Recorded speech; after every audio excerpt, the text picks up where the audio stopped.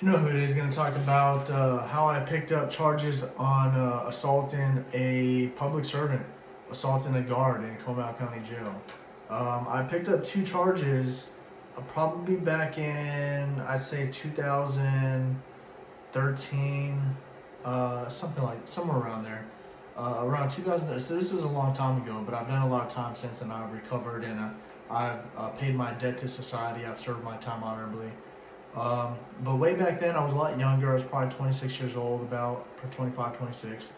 And I guess I was just bored. And so I decided to hide my tray. When they give you your tray for breakfast, lunch, and dinner, there's a bean chute. They call it a bean chute, which is a port where they can your tray can enter without them having to open your cell door. That way you can't attack them or anything. They just give you your food, you eat it, give them a tray back. Well, I refused to give them my tray. They forgot it. First of all, they forgot it.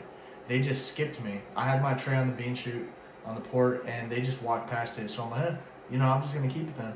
So I hid it behind under my mattress. It was like behind my pillow, under my mattress, and so the guards were just like asking for it later, like probably 20, 30 minutes later, probably 45 minutes later. It was a while.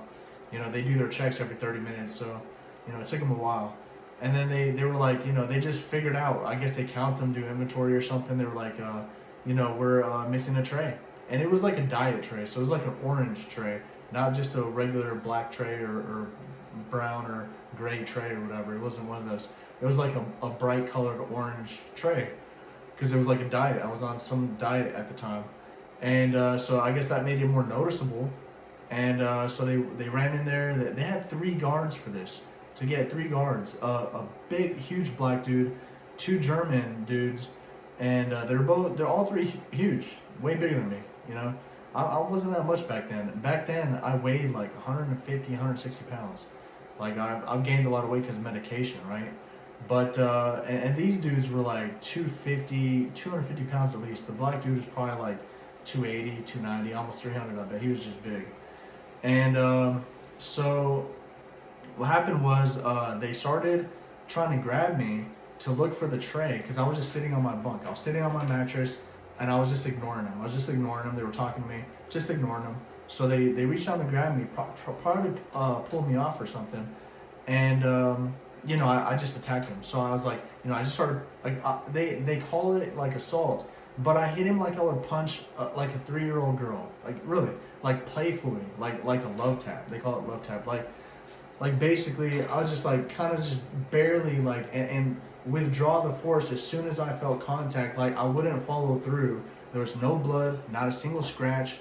He didn't even move. Like he didn't move. He was just like startled at, like, it wasn't even hurting him. And I hit him like probably at least 10 times in the face. Just really quickly, just barely, not even barely tapping him. And so he didn't have any marks. And the other guy, and they charged me with assault for that, assault of a public servant. And then the black dude, he wanted to defend the other guard. He felt it's his job to defend the other guards and all that. So he was laughing. He thought it was funny, and he had a huge smile on his face. And then he just rushed me, and then he punched me in the eye, boom, like hard. Like I had a swollen eye. It was messed up, and I already had damage to that eye because I got assaulted at the Max Security State Hospital before from another patient. But this is the second time, so I had damage to this eye. And he hit me hard, boom. And he just grabbed me, turned me around, suffocated me in the mattress. It was like a plastic mattress. He just shoved my face in it, and then he almost broke my arm. He pretty much snapped it. He bent my arm behind my back to where it touched the back of my head. And I had problems, like my collarbone was cracking, like there's ligaments and things torn, like tendons or something. And I still have problems with that. And this was like over 10 years ago. And my shoulder still gives me problems to this day. Like it's not as strong, and I still have pain and all that. So, just playfully love tapping like you would play against like a 3-year-old child, and they wanted to charge me with 2 counts of assault on a public officer, when they pretty much caused damage to my arm, almost broke it, damaged my eye, assaulted me, punched me in the eye, and then dragged me out of my cell. And then they put me in handcuffs. like hogtied me pretty much, and then they threw me in like a violent control VC. It's a rubber room. They left me in there for a while, and they took the all over orange tray, a diet tray, you know.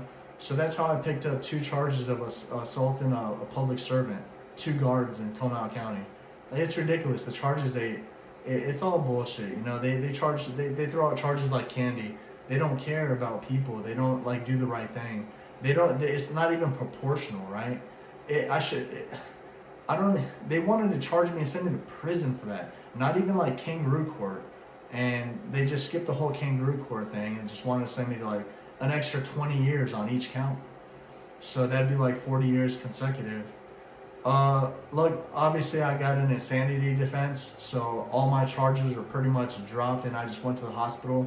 I got away with a lot, and I probably could have got away with a lot more. Knowing what I know now, they're never gonna let me get away with things, because either, unless they know I'm just playing the system, or they know that, you know, I can manipulate it or whatever. But back then, you know, I was too young. I didn't know enough. You know, they just like threw these charges at me and sent me to the hospital without me really having any say in the matter. My lawyer handled all the legal stuff, all the court tactics, and, you know, legal dialogue and all that. So, but now, most patients, anyone who has a diagnosis of schizophrenia, psychosis, bipolar, whatever, PTSD and all that, and I've joked about this before, and I've got pretty much snitched on, but, you know, doctors, they freak out. Doctors and nurses, especially female doctors and even male doctors, like, they act like women, because, you know, I could say, look, I could hurt this patient. I could really do some damage. And just say that I'm schizophrenic. I could just say that. What are you gonna do? Give me some medicine? Put me in a hospital? I won't go to prison because I'm a psych patient, right? So those are the things that they know, that they get mad. They get mad. They're like, well, you're just malingering, or you're faking. It's like, well, you put me in this position. I'm intelligent enough to see my advantages, and if I wanted to, and I've done it, you know, it's like, what are you gonna do? I'm already locked up. That's what they do in prison. They kill each other in prison. They kill each other, and if they are already serving a life sentence, what's gonna happen to them? They just get another life sentence on top of a life sentence. You know, they could kill as quite a few people before they put them to death. You know, all these appeals and all that, they'll live a long time. They'll take a few people out. It's all about rival gang members, you know, in prison. So psych ward's not different. There's a lot of gangs. There's a lot of fights. You know, there's a lot of violence. You know, there's a lot of corruption with the doctors and nurses. And then when you say something like that, it's like, well, they don't believe anything I say. Like, anything I say, I can say, I don't hear voices, I don't hallucinate, not schizophrenic, not bipolar. You know, maybe have some trauma, PTSD and all that. But they'll say, well, we don't believe you, you're schizophrenic, take this medicine and all that. But if I say, you know, I do need help, I hear voices and hallucinate, they'll believe that. They just want to believe I'm sick. They want to believe any patient's sick so they could treat them, give them a bunch of medication, and they could get paid and have job security. Because they get paid. All they have to do is be like, you know, eeny, meeny, miny, mo, you're schizophrenic, you're bipolar, you're whatever, and drug you up. They get their nurses, their gang of nurses, you know, pretty much a crew, and to hold you down, give you shots, put you in the chair, drug you up. And they joke about it. They make fun of you. They make fun of the patients, you know. And it's sad because some of them have, like, you know, certain backgrounds, but they'll be like, "What do we need guns for? We have medication." And they'll be acting retarded. It's like, well, yeah, you can make people retarded on medication big time, and they do that all the time. And so, why do you need guns, right? You could just drug any violent perpetrator or offender up. Just drug them up, right? So that's where I get into things where I say, well, I believe a lot of psychiatrists in America, the ones I've dealt with, and psych nurses and all that, not only are they corrupt, because I've seen them smuggle in drugs, get patients high, patients dying and all that. I've heard their comments and everything and what they stand for. But I'll say, like, you know, if you truly believe in helping people, why don't you go, you know, medicate the Russians, right? They're killing a lot of people. That's poor judgment, right? Poor judgment is schizophrenia. It's like, well, you could say, no, I'm not going to commit murder. Thou shalt not murder. It's in the Bible, right? It's a 10th commandment. Thou shalt not commit murder. What's war, right? It's murder, right? There shouldn't be any war. And so that's why they drug me up, because I have these beliefs to where I believe that war is important to defend your family. War is important to, it's important to defend your land, your country, your freedoms, your rights. And they don't believe any of that. They just think all violence is unnecessary. I was talking to this doctor at the Center for Healthcare Services here in San Antonio about he was talking about I said, okay, I said, what if a baby is in a hot car and you have to break the glass to save that baby's life? He's like, well, that's understandable. And I'm like, well, that's illegal, right? You're damaging property. You're breaking the glass. You're breaking someone's window, right? And that's illegal. He's like, well, I know, but you have to deal with ramifications if you do. It's like, he's not going to do it. He's scrawny, doesn't go to the gym. He's weak. He doesn't have a knife with a glass breaker on it. He doesn't have a glass breaker. How's he going to break the glass? Not with his fist. He's going to call someone. By the time they get there, the baby will be dead. By the time you call the cops and get help or ambulance or anything, the baby will have suffocated in a hot car because you were too much of a coward to break it, or unprepared to break it with a glass breaker or with your fist or do something. He'll say, well, that's different when you talk about hurting someone. It's like, no, that's not really different, because if you have a family member or a friend or just a fellow American citizen, right? Your fellow Americans, your brother in Christ, your sister in Christ, right? And they're being manipulated and controlled by the cartel, by a drug cartel, by some drug dealers, and they're dying, they're suffocating, right? Their brain cells are literally suffocating, their brain cells are literally dying, and they could get respiratory depression, get some laced fentanyl, and they will die unless you take action. And what's a necessary action you could take? Well, you could try to snitch, be confidential informant, you could call the cops, and by the time they get there, that person will probably be dead. The victim will be dead.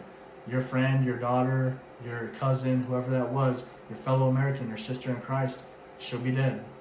So the only way that I know, being in the military, is to put a bullet in that drug dealer's head, right? Some drug dealers do get killed. It's sad. You gotta wonder why. Some people are very protective. Something happened. Sometimes it's gang rivalry and all that. But and I hope YouTube doesn't take this down, because there's so much war happening. It's like, well, if this is self-defense, right? The cops aren't doing anything. You could call the cops. They say they don't have enough evidence. They can't find motive. They can't find intent. They can't find drugs. They don't have a weapon. They can't investigate. Whatever the case is, they don't have the resources. And some of these drug dealers have a bunch of charges, and they've been in prison so much. Well, they have this shirt that for some fathers that say, I'm not afraid to go to prison to protect my daughter, or I'm not afraid to go to prison to protect my family. And if that's legal, to say, obviously the meaning behind that is you'll do what it takes to defend your family from whoever, right? It could be some violent perpetrator on the street, a rapist, a sex predator, a pedophile, a drug dealer, an MS-13 gang member, a Blood, a Crip. Any of these gangs are dangerous, right? They stab elderly women to steal like a couple dollars in their purse. These elderly women don't have a lot of money.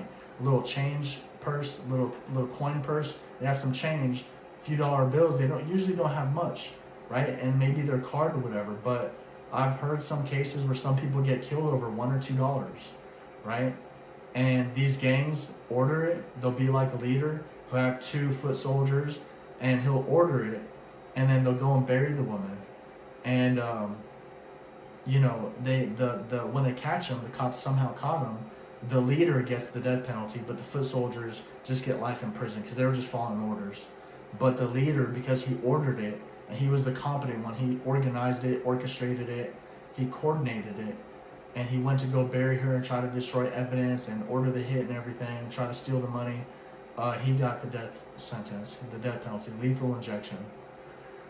So that was a lot to say that, I believe that you should do what it takes to defend your family, fight, get in shape. Even in prison, being in the mafia, it's all about self-defense. Any prison gang is about defending your people, defending your crew, defending your soldiers, your family. and that's what you have in prison. That's all you have is your family. Outside, that's a civilian. You're gonna have your family, right? Your real family, your blood family, your biological family, family by marriage, and all that. So they operate to defend themselves. And even in prison, you have rules, right? You got to stay in shape. You got to do 50, 100 push-ups a day minimum, at least. Do some cardio. Eat right. Can't put shit in your body. They do drugs and all that. I don't agree with that. Sometimes it helps them meditate, like Indians smoking peyote or something. I guess I don't know, but I don't do any of that. I don't recommend it. But the push-ups, staying in shape, eating right, doing something with your time, trying to make money, sending money home to your family. I believe in those concepts and those ideals and those values. So another thing I'll say real quick is this is just me having memory recollection and going down memory lane and telling some stories that are kind of disturbing, maybe traumatizing, a little bit dark, but they're true. These are true stories. And so another story this happened back maybe 2010, around there. This happened a while ago, maybe 2011, 12 maybe. And you could research this name, Haley Owens, right? Haley Owens. This was in Springfield, Missouri. She was abducted, raped, and murdered by a football coach at a school. His name is Craig Michael Wood. And he was like 48, 50 years old, and Haley Owens was 10 years old. He abducted her in his truck, threw her in his truck, and then he took her to his place, and some people witnessed it. They saw what was happening, some neighbors, but they didn't have a gun. They weren't prepared. All they could do was call the cops, and by the time the cops got there, they were looking for the vehicle, and they found him, but by the time they got to his house, the Haley Owens was already raped, and she was already murdered, shot in the base of the skull, and pretty much tortured in her final moments. And then Craig Michael Wood tried to bury her in his crawl space. He had a crawl space. He wrapped her in saran wrap, and he doused her in bleach to destroy evidence, right? So they edited some of this content from the internet, but when it first came out, that's what was being said about. There were graphic details, so they want privacy for the family. But you just have to know. I'm saying this, I'm sad to say, but you have to know the people. These types of people are out there, right? These types of people who are out there that will do these things. They're serial killers. There's a serial killer in Austin. On the FBI, according to the FBI, there's at least 50 active serial killers in the United States right now. Right? They just kill either random people or maybe a little organized, or they have selective selections in who they decide to kill, women or certain gangs or just innocent bystanders, whoever. Or men or whatever, some. So obviously those are just the actual, I guess, the psychopaths or maybe whatever, but there's a lot of cartel. They're killing a lot of people, right? Just from fentanyl. So I'm just trying to say that if for in this case with Craig Michael Wood killing Haley Owens, if the neighbors had a weapon, if they had a firearm, a pistol, and they were ready and prepared to shoot the guy in the leg or shoot his tire out, right? Shoot his tire, do something. Stop him from getting away with her. If he's abducting her and you can tell and you know that's not her father, or she's screaming or whatever, or it doesn't look right because maybe he's grabbing her, picking her up and throwing her in the truck, right? Then you could shoot him in the leg or at least hold him at gunpoint and tell him to stop until the police gets there, right? Tell him to get on the ground. But a lot of people, they don't have training or whatever, but they're just not prepared with a firearm. Any civilian can protect anyone in their neighborhood, anywhere they go. That's what the right to bear arms is, to protect others. That's the Good Samaritan Act, right? Not just protecting your friends and family, people close to you in your household, but also on the street, Good Samaritan, helping someone with medical aid. If someone's gonna die, I think you can even get charged for neglecting medical aid or something if someone's dying, right? In some places where it's real cold, like Alaska, you get charged for not picking up a hitchhiker because they could die in the cold, right? If someone's dying, right?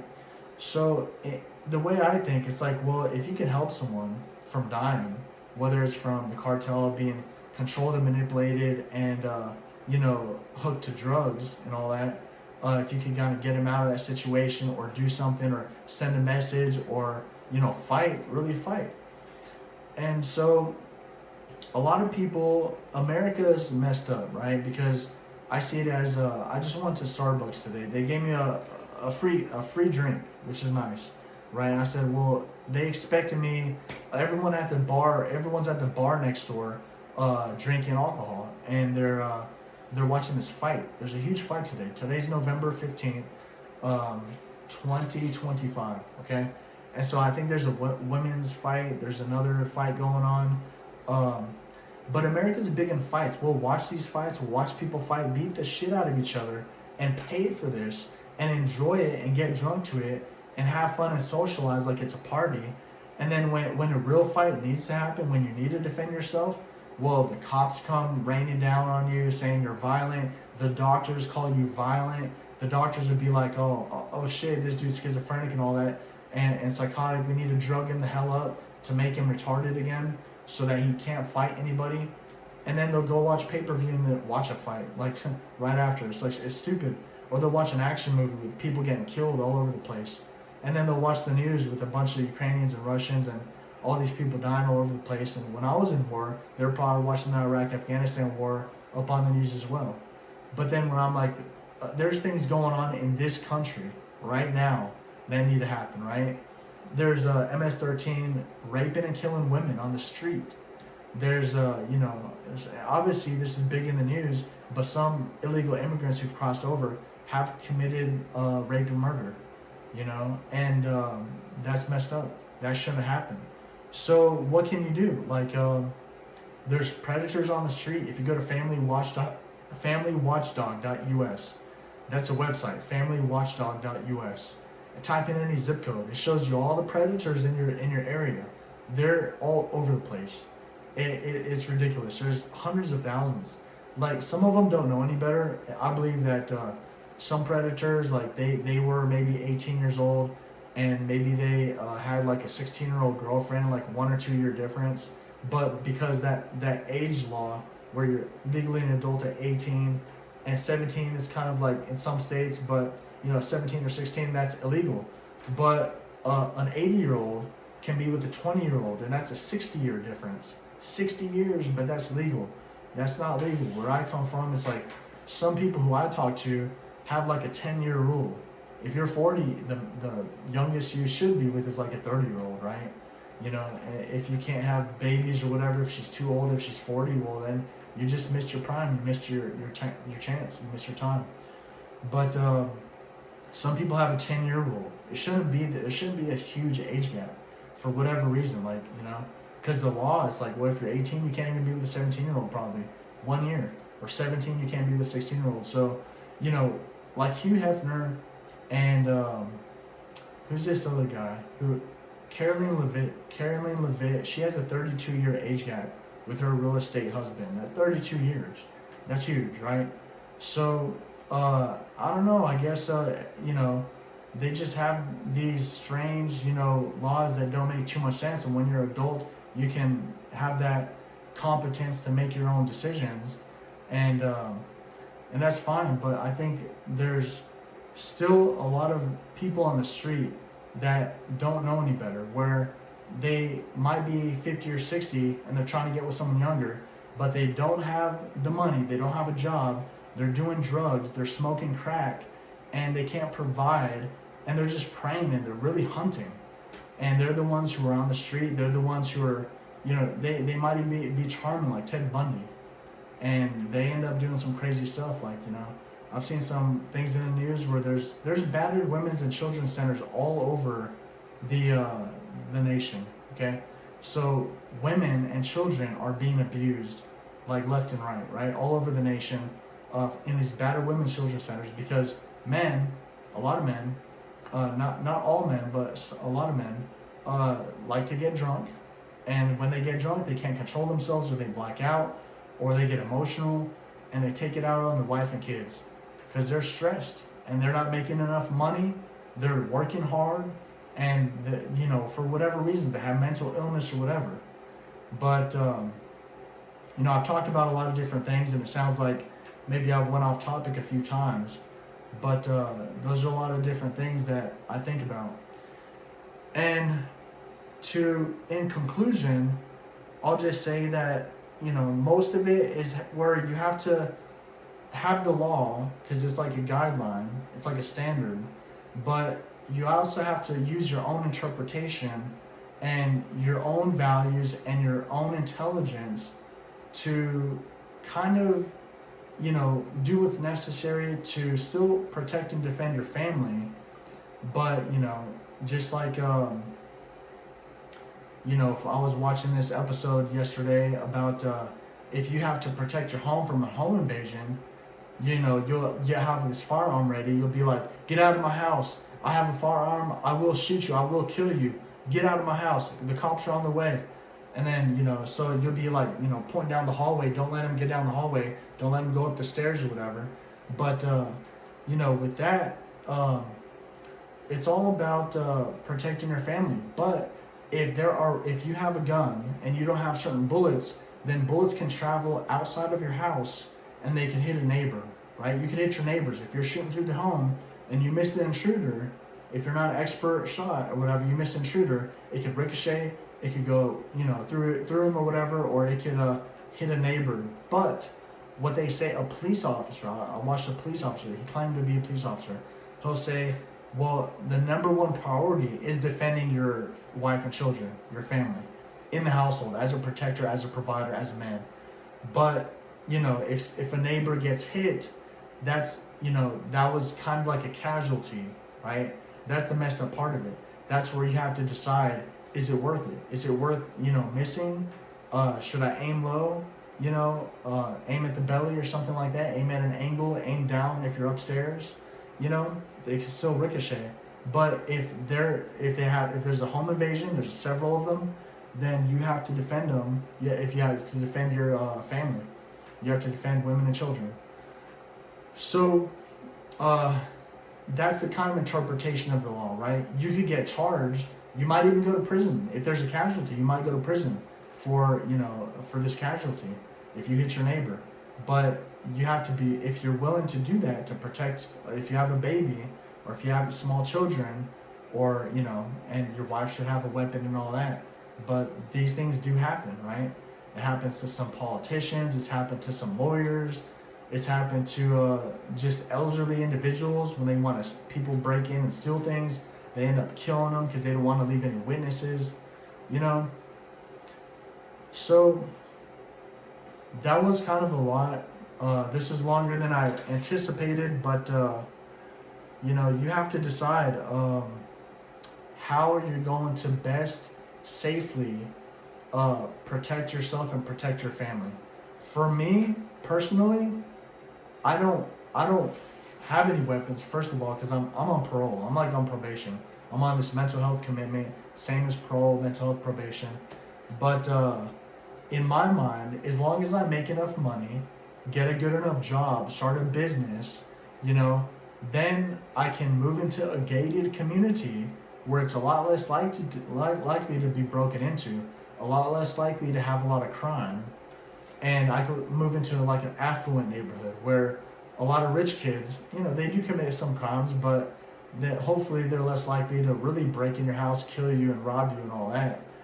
So some other places, especially in big cities, it can happen. But if you live in a gated community with guards, and it's just safer, and you can afford an alarm system, you can afford dogs, that will alert you and also protect you. And then you can have these firearms and you can afford training. Money is my number one priority because it's a tool to get you everything you need to really protect and provide for a family, right? So, but also on the other hand, as a Marine and as a soldier and as, like an infantryman, a rifleman, I also understand that, war is always going to be around. There's always going to be someone who wants what you have. They're going to want what you have. They're going to want your land. They're going to want your money. They're going to want your shoes, your watch, your jewelry, whatever. They're going to want all that. And sometimes if they don't want that because they're mentally ill, someone I know in the family, just got stabbed up by a homeless guy. Some homeless guy just stabbed him in the back, and they ended up in a coma because they hit some artery or something. And so, like, you know, even mentally ill people can be dangerous, and they don't really, even though you would think a homeless person would need money, that'd be their main motivation. Sometimes they're just mentally ill. They don't care what happens to them. They don't care if they die.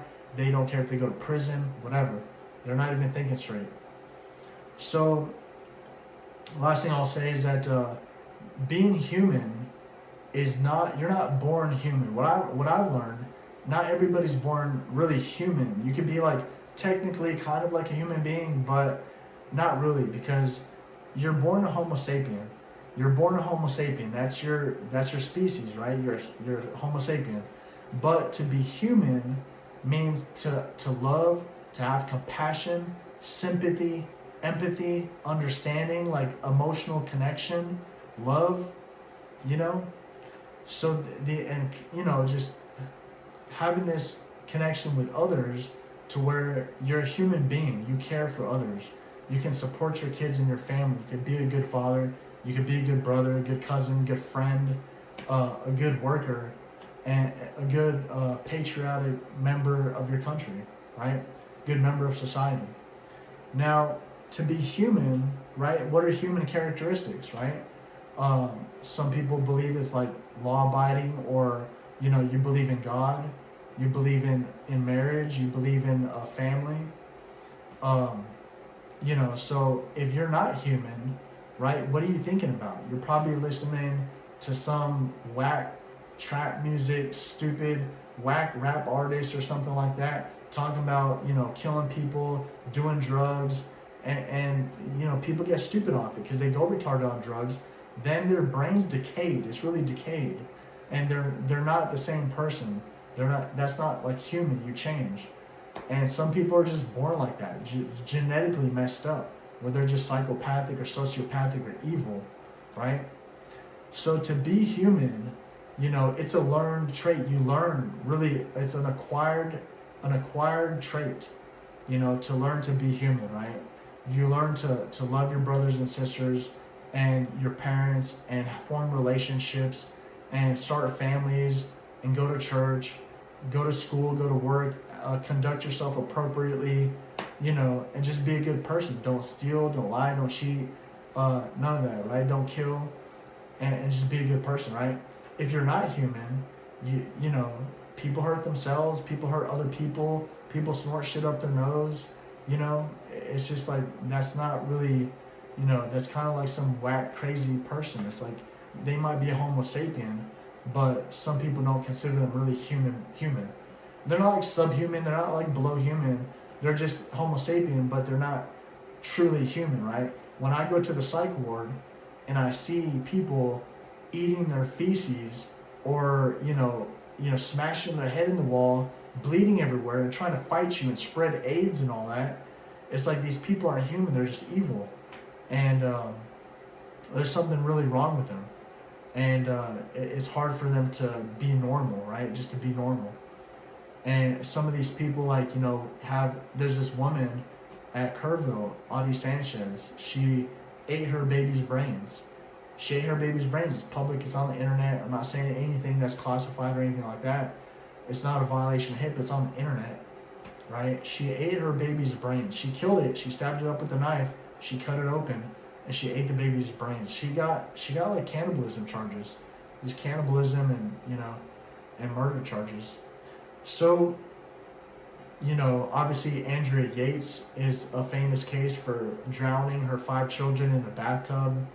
That's not a human characteristic, right? If a man's gonna be with a woman, he doesn't want to be with the kind of woman who's just gonna drown her kids, or that's gonna eat her baby's brains, right? You want to be with a human, compatible, competent, intelligent, someone with human characteristics, love and compassion, right? Being able to nurture a family. So, some people may or may not agree with that, but it sounds a little disrespectful, I guess, but that's just kind of the way I see things, and that's kind of how I kind of manage, my circle, right? I don't let certain people in my circle If you're smoking crack, you're not allowed in my circle. What can you offer me? Crack? I don't want crack. You know, I want training, I want education, I want certain books. I want to get smart, I want to get competent, I want vitamins. I need to get a good job, I need to get a family, I need to start a business, you know? All these things to excel, progress, something that's going to improve my health, my mental and physical health, my spiritual health, right? I've been listening to Joel Osteen lately. You can just subscribe to him on YouTube. Watch him on your smart TV. And you don't have to go to church all the time, but whenever you feel you want to, and if you have time, just throw on an episode of Joel Osteen, where there's a whole lot of other pastors. Some people don't like him that much, and maybe he makes bad business decisions sometimes. And he's you know, extravagant with his money. He lives in a mansion and all that. But, you know, he has a good voice to where it's motivating. You know, he says certain things that, you know, make sense. And, you know, he tries to, you know, interweb that and kind of, you know make that interconnected with religion and God. So, you know, make it mesh, you know. So he has a lot of good messages, and he's kind of like a motivational speaker. And with a lot of, you know, Christian speakers out there, you just find the right one that's best for you, right? So, I guess, you know, as I mentioned, I don't let certain people into my circle. You know, there's certain people that maybe on disability that I know in the hospital, or people in jail that went to prison, and they're not in my circle anymore. How can they benefit me? They're not going to bring value. They're going to kind of bring me down or drag me down or drain me of energy and finances. And, you know, I do have some connections to where I've met some people in the past. We got together. I gave them like a gift, like a kind of like a knife with Philippians 4:13 on it engraved, to where it says, you know, I can do all through Christ who strengthens me. And on the handle, it has engraved, we fight together. We fight together. So I thought these are good things, and sometimes having long-term relationships are positive things. Just be very careful with who they are with, right? I've been pretty much scammed a few times. I've been kind of, how do you say it, like, almost like a sting operation, right? So drug dealers, when they do a sting operation, well, they're not sending you to prison, right? They're lacing you up with fentanyl. So, you know, I've been on certain, I've known certain people who they'll get to know you for a while, you hang out, you just think you're having a good time, and then they'll offer you drugs. Like 2 years later, after you've known them for so long, they'll be like, yeah, let's go to this place and do some drugs and all that. But then you get some really whacked dope, or it's laced with something, and you end up getting really sick and almost dying and going to the hospital. And maybe they had it planned the whole time. Maybe they didn't know, but I think they had it planned the whole time. And they're just trying to get people off the street. They try to get prostitutes off the street. They try to get people who speak their voice off the street. Maybe who they see as a threat. Maybe who they see as of jealous, or who are not worthy to be in the position they're in, right? So some of these people, yeah, I've almost lost my life a few times, and that's why I'm more careful. That's why I speak from certain experiences, to where I'm speaking from my learned experiences that I've learned from, to where I've not only witnessed but experienced. And you know, I have these memories, and some parts of my memory are wiped out because of certain drugs and chemicals that wiped it clean. Some things happened so long ago, I can't remember every single detail, but I do remember, you know, I do remember being attacked in jail, in a psych ward. I do remember being punched in the temple, you know, a couple times by a staff member, by a nurse, bleeding out of my head, like a good amount of blood, leaving a puddle of blood on the carpet, a couple feet wide, at least a cup of blood, 1 or 2 cups of blood. It stopped bleeding after a while, but it looked like more than it was, just staining my pillow and all that. So, you know, and that's a kill shot. You get punched in the temple, that's a delicate area where you have an eggshell thin bone that can break and hit the brain and hemorrhage the brain. You have an aneurysm or hemorrhage, bleed internally and die. And I was bleeding out the nose because that's internal bleeding, right? And I was bleeding outside of the wound. And they wouldn't give me ibuprofen. They wouldn't give me an ice pack. Didn't even give me a Band-Aid. So yeah, I've seen them. I've seen hospitals kill a lot of people, throw them in chairs, give them medication. They die from the medication. They'll die from a bunch of side effects of the medication. Hospitals, doctors get away with murder. Cops let it happen because they say there has to be an investigation. There's a corrupt investigation. They get away with murder. And so, what I'm saying is that sometimes what I've heard in jail and prison is in psych wards is that it's better to let 1,000 guilty people go than to send one innocent person to prison. Right? You send an innocent person to prison. Some people don't agree with that. But if you just start sending innocent people to prison, or putting innocent people on medication and drugging them and killing them on medication, then you're going to end up with a bunch of dead innocent people. So it's better to let 1,000 guilty people go than to start penalizing and punishing innocent people, because that's happened in the past. They've killed a lot of innocent people. There's an Innocence Project being formed. There's people on death row who've been innocent and who've been exonerated due to forensic DNA scientific evidence that they now have these machines and this technology to see these things.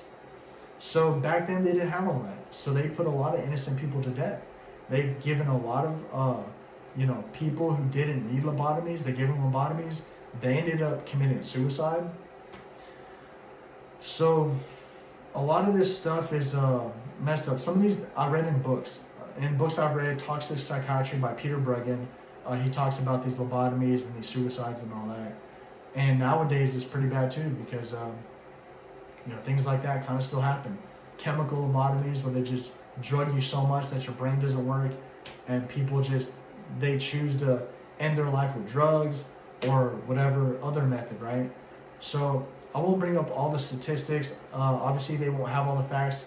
The news, the government, they're going to cover up certain things. But this is just my channel. I'm just talking from memory, recollection, personal experiences.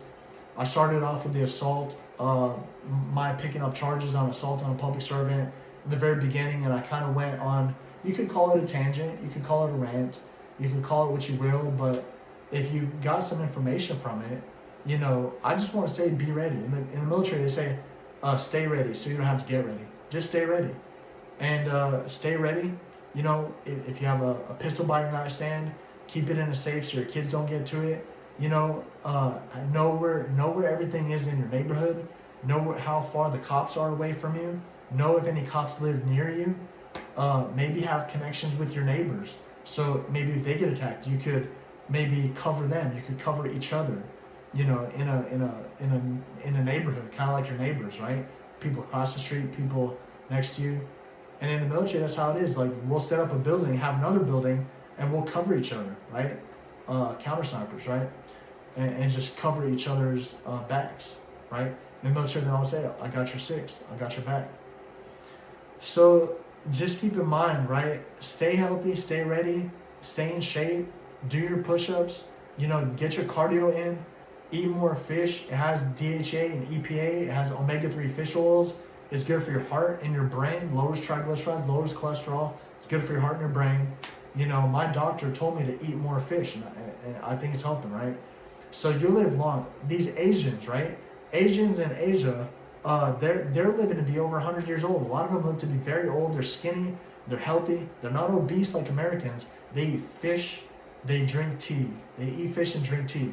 With ginseng, and so they're doing well. So try to make that a habit. This is tea, right? So for some reason it's given to me for free at Starbucks. I'll just tip them later extra. But drink more tea, eat more fish, be healthy, take your vitamins, take some nootropics like lion's mane, helps your memory, nerve support, brain plasticity, preservation, and just protect your family.